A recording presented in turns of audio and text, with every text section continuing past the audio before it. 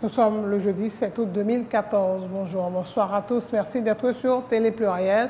À l'heure du journal Pulsation, l'essentiel de l'actualité de la journée. L'ex-président haïtien Jean-Bertrand Aristide et plus d'une trentaine d'anciens dirigeants à Lavalas sont interdits de quitter le territoire suite à une enquête judiciaire sur leur éventuelle implication dans des actes de corruption, de détournement de fonds publics et de trafic illicite de drogue. Une décision du magistrat instructeur Lamar Bélisaire. Le journaliste Guilherme Delva affirme avoir confirmé auprès de sources judiciaires que les accusations contre Jean-Bertrand Aristide ont été bien documentées, que les enquêtes administratives menées depuis 2005 montrent des preuves irréfutables de détournement de fonds publics et de blanchiment d'argent. Le notaire Jean-Henri Séan, dont un proche Ginette Séan serait sur la liste, dénonce une attaque ciblée et massive contre un secteur politique du pays. Une enquête administrative ne peut donner lieu à des poursuites pénales sans qu'au préalable, la Cour supérieure des comptes ait rendu son arrêt de débat, a indiqué le président de Aimé Haïti. L'ancien Premier ministre Lavalas, Yvon Neptune, frappé également d'une mesure d'interdiction de départ, a rendu visite ce jeudi au député Arnel Bélisaire, en grève depuis 3 semaines, à la salle de séance de la Chambre basse, tout en soulignant le courage du parlementaire d'avoir agi selon ses convictions. Il a invité à tenir compte des conséquences de son mouvement.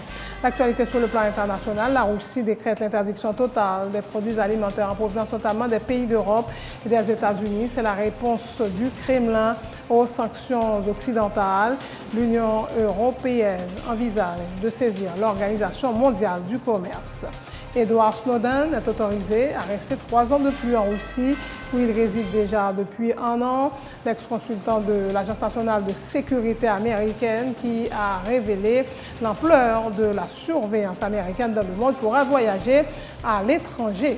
En sport, le Français Jo-Wilfried Tsonga a créé la surprise ce jeudi au tournoi de Toronto en battant 8e de finale le numéro 1 mondial Novak Djokovic en 2-7, 6-2, 6-2. Tsonga, 15e joueur mondial, n'avait pas battu le Serbe depuis le quart de finale de l'Open d'Australie en 2010. Les Minnesota Timberwolves auraient trouvé un accord avec les Cleveland Cavaliers pour le transfert de Kevin Love. Il est question d'un contrat de 5 ans et 120 millions de dollars. Ces titres et d'autres seront développés dans ce journal.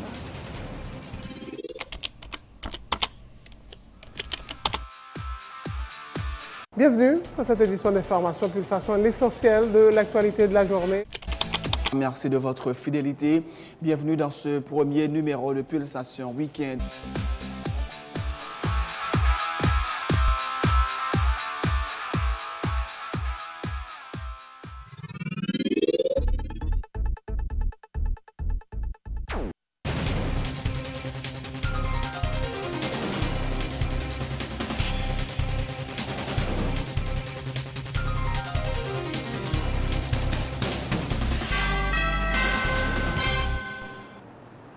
Chef, bonjour, bonsoir. Et c'est donc parti pour le développement du journal.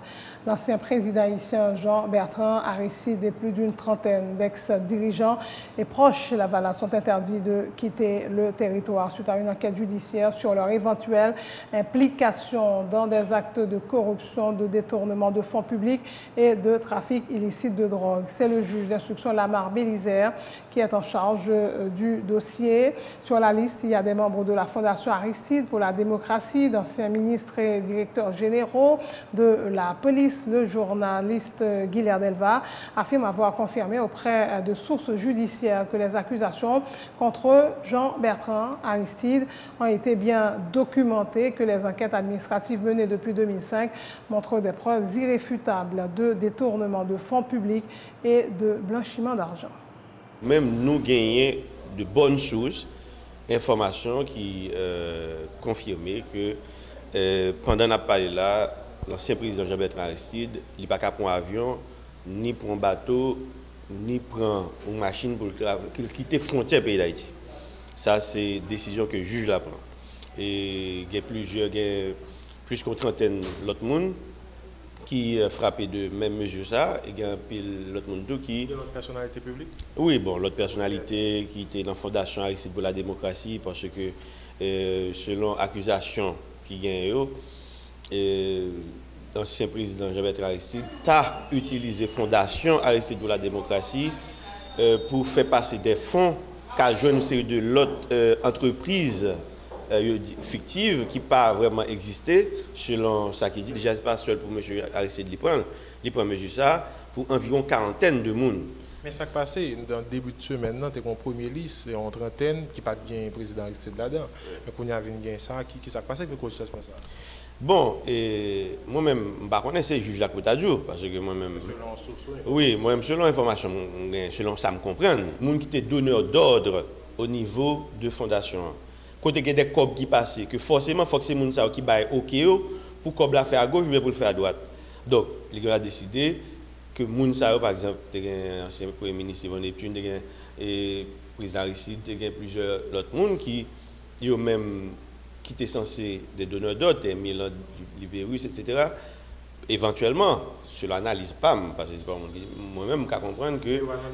Oui, mais il y a des gens qui sont dans la deuxième liste, et qui sont hier. Il y a Mme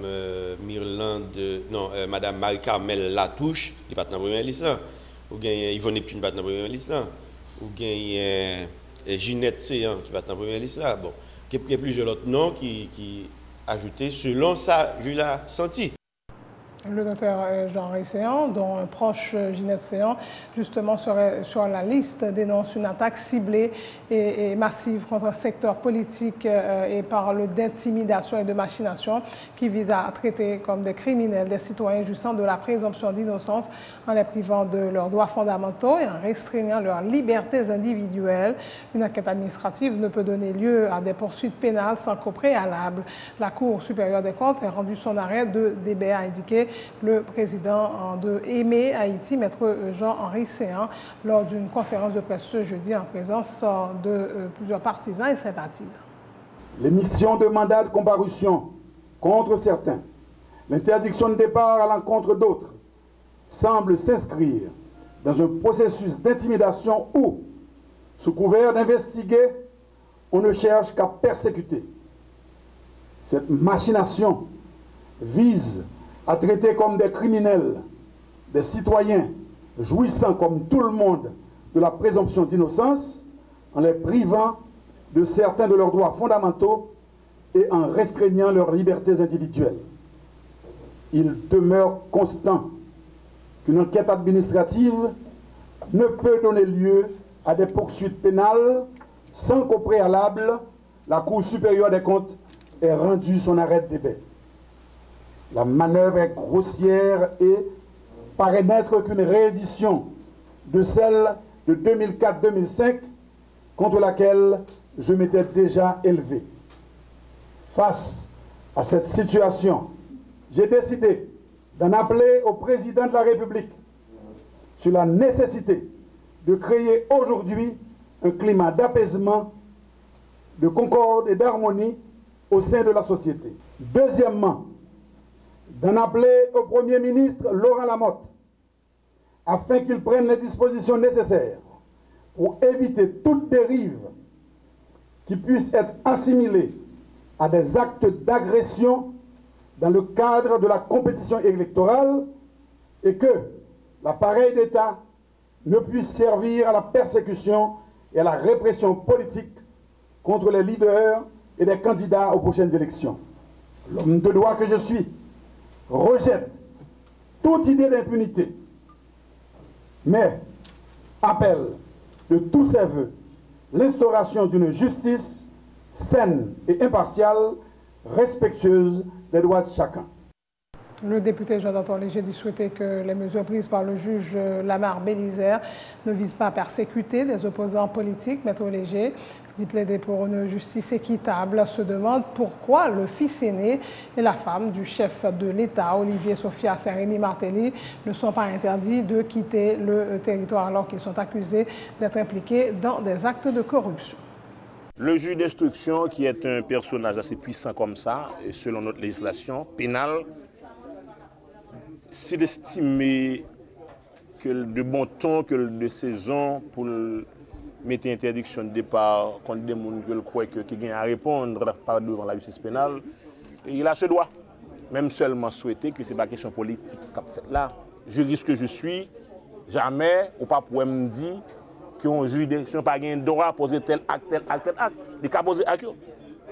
Mais là, que le fait pour tout le monde, que le pas fait pour un groupe de monde, que la justice, on prend pas un bagage qui est partisane, quel que soit le monde où il y a, des pour enfreindre la loi pénale, pas de problème que yo esté en justice contre tout. Décision juste à 100%. Si je mets interdiction de départ pour Olivier Matéli tout, pour Madame Matéli tout, parce que il y a accusation contre tout. Vous estimez que une manœuvre politicienne dans des décision? Nous souhaitons que ce n'est pas ça lié.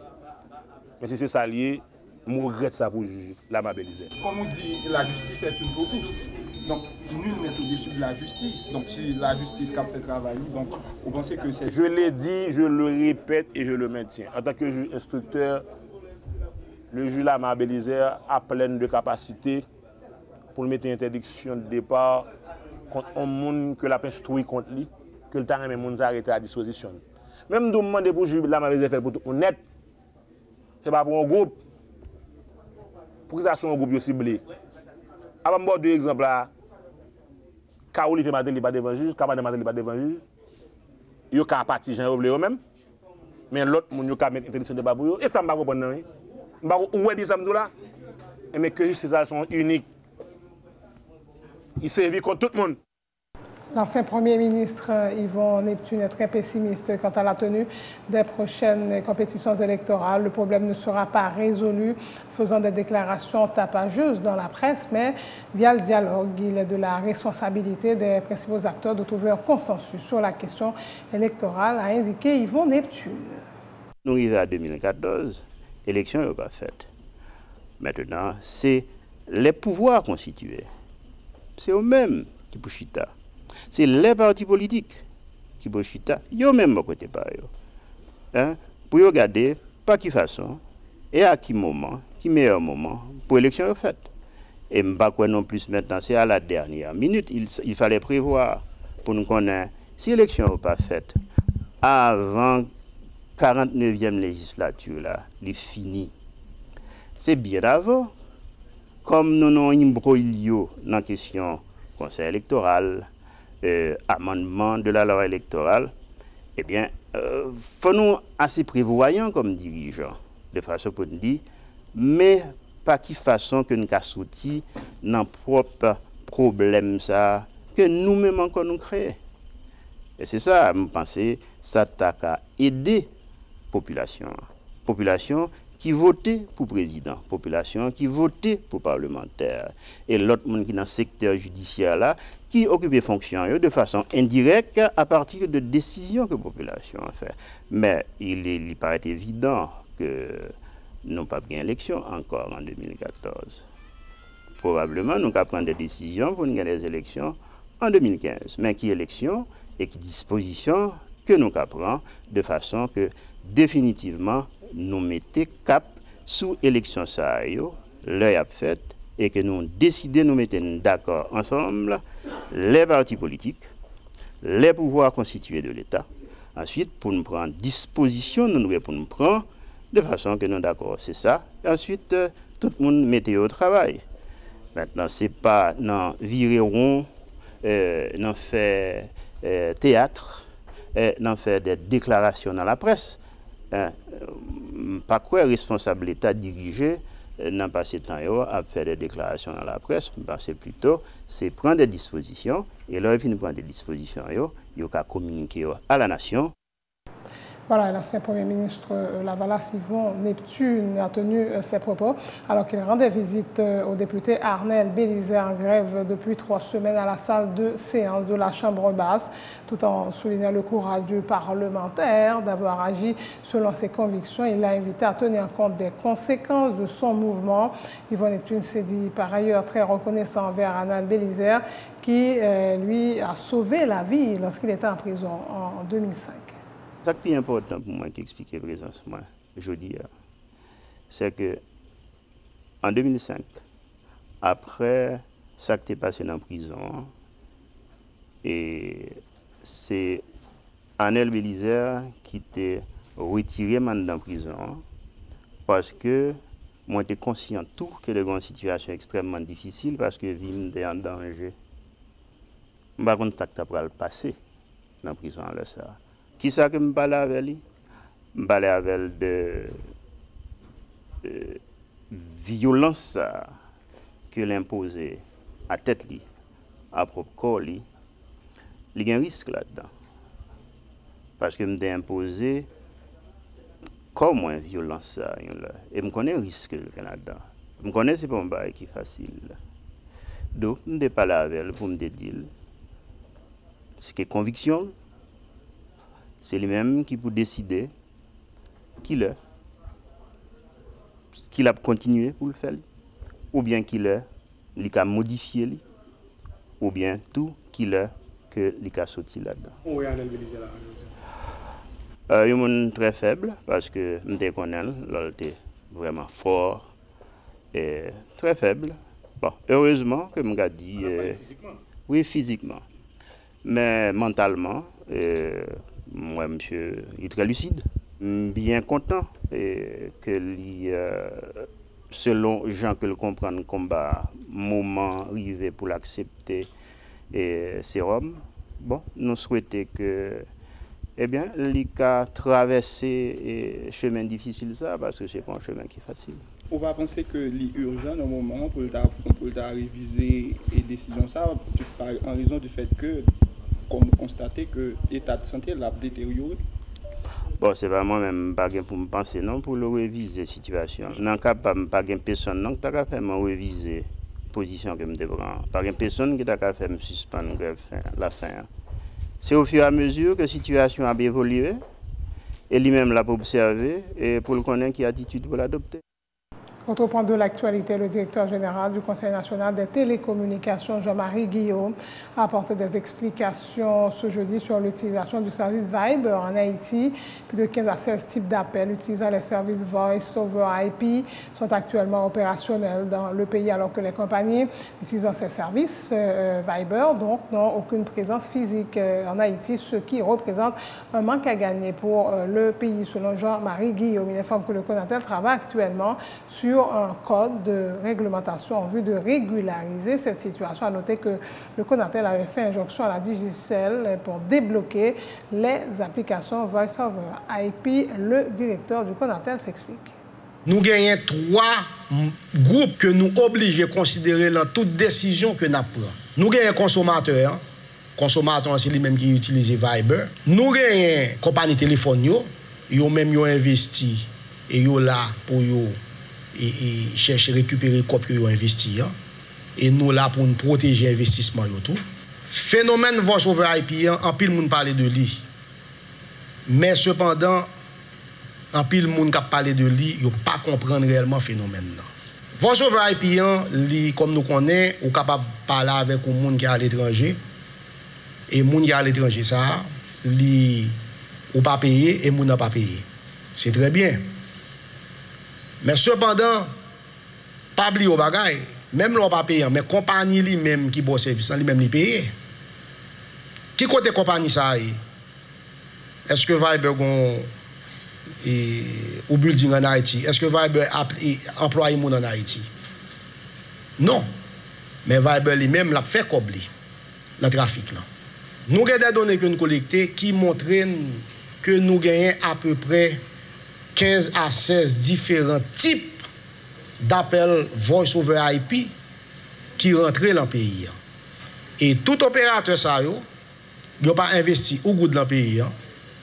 Il n'a pas employé au monde dans le pays. Il n'a pas permettre que ou élèves, par exemple, qui sortent de la faculté des sciences, à développer et expertise dans le domaine. Pour ça, parce que ce sont des compagnies qui sont là-bas et puis il y a le trafic à Haïti. Donc c'est deux barres complètement différents. Donc c'est là qu'on comprend tout type de voice over IP que actuellement nous que nous avons une liste avec toutes spécifications techniques que nous gagnons. À partir de ce moment qu'on est là, nous commençons à travailler sur des règlements des textes réglementaires pour voir sur IP. Donc à partir de là qu'on y est, nous dit très clairement que Digicel débloqué ou a débloqué application qu'on bloqué. Mais cependant, si application ça li oblige à marier application avec numéro de téléphone nous ou à bloquer parce que ça a permettre que compagnie qui a application fait bypass et le ça c'est payant qui a perdu. Le directeur général du CONATEL, Jean-Marie Guillaume, s'est également prononcé sur le conflit opposant les deux principaux opérateurs téléphoniques en Haïti, à savoir la Digicel et la Natcom. Problème entre Digicel et Natcom. C'est un problème qui est très simple. Ce qui est passé, c'est que Digicel vient avec une promotion qui est très agressive. Et qui ça que Digicel fait? Et Digicel a demandé moun pour yo porter téléphone Natcom yo. Et puis le client Natcom n'a porté téléphone non, ça yo fait, yo prend téléphone Natcom là, yo bail au téléphone Digicel. Jusqu'à présent pas gain aucun problème avec ça. Au contraire, au point de vue compétition, c'est au bon bagage parce que et client, ça permet que client gagne un nouveau appareil téléphone. L'agressivité et moun k'ap vendre pour Digicel yo dit client yo a changer téléphone nous parce que Digicel pour l'acheter Natcom et que Natcom en faillite. Ce qui est complètement faux. OK? Et une fois que nous sommes au courant de problème ça, CONATEL convoqué ni Digicel ni Natcom côté que nous mandé Digicel pour pratiquer ça, les fini. Mais cependant, nous avons un problème avec ça que Digicel fait avec SIM card Natcom. Nous sommes très fermes et nous dit Digicel, le 11 juillet, nous adresser une lettre à Digicel et à la Natcom, côté que nous demandons Digicel pour lui dire nous exactement qui ça que vous fait avec SIM card yo et si toutefois que gain ou mauvaise action qu'elle fait avec SIM card ça, c'est responsabilité Digicel que lui. Et nous demandons Digicel pour sortir une note rapide pour lui démentir, pour le démentir formel que Natcom pas en faillite, que Digicel pas pral acheter Natcom le 11 juillet. Ce que Digicel fait le 14 juillet, ça ne demandé pour opérateur yo faire, yo fait. Malheureusement, Natcom péché parce que Natcom pas fait travail de suivi pour le suivre. Est-ce que Digicel sorti déclaration démenti que nous demandé de sortir. Et même capable dire que au moment que nous parlons là, deux compagnies yo chita problème le résoudre. C'est la fin de ce journal. Le rappel des titres, l'ex-président haïtien Jean-Bertrand Aristide et plus d'une trentaine d'anciens dirigeants à la Valace sont interdits de quitter le territoire suite à une enquête judiciaire sur leur éventuelle implication dans des actes de corruption, de détournement de fonds publics et de trafic illicite de drogue. Une décision du magistrat instructeur Lamar Bélizer. Le journaliste Guilherme Sedelva affirme avoir confirmé auprès de sources judiciaires que les accusations contre Jean-Bertrand Aristide ont été bien documentées, que les enquêtes administratives menées depuis 2005 montrent des preuves irréfutables de détournement de fonds publics et de blanchiment d'argent. Le notaire Jean-Henri Séan, dont un proche Ginette Séan serait sur la liste, dénonce une attaque ciblée et massive contre un secteur politique. Une enquête administrative ne peut donner lieu à des poursuites pénales sans qu'au préalable la Cour supérieure des comptes ait rendu son arrêt de débat, a indiqué le président de Aimé Haïti. L'ancien Premier ministre Lavala Sylvain Neptune, frappé également d'une mesure d'interdiction de départ, a rendu visite ce jeudi au député Arnel Bélizer, en grève depuis 3 semaines à la salle de séance de la Chambre basse, tout en soulignant le courage du parlementaire d'avoir agi selon ses convictions. Il l'a invité à tenir compte des conséquences de son mouvement. L'actualité sur le plan international, la Russie décrète l'interdiction totale des produits alimentaires en provenance notamment des pays d'Europe et des États-Unis. C'est la réponse du Kremlin aux sanctions occidentales. L'Union européenne envisage de saisir l'Organisation mondiale du commerce. Edward Snowden est autorisé à rester 3 ans de plus en Russie, où il réside déjà depuis 1 an. L'ex-consultant de l'Agence nationale de sécurité américaine, qui a révélé l'ampleur de la surveillance américaine dans le monde, pourra voyager à l'étranger. En sport, le Français Joe Wilfried a créé la surprise ce jeudi au tournoi de Toronto en battant en 8e de finale le numéro 1 mondial Novak Djokovic en 2-7, 6-2, 6-2. Tsonga, 15e joueur mondial, n'avait pas battu le Serbe depuis le quart de finale de l'Open d'Australie en 2010. La Minnesota Timberwolves aurait trouvé un accord avec les Cleveland Cavaliers pour le transfert de Kevin Love. Il est question d'un contrat de 5 ans et 120 millions de dollars. Merci d'avoir suivi ce journal. Passez de bons moments en compagnie de Télé Pluriel.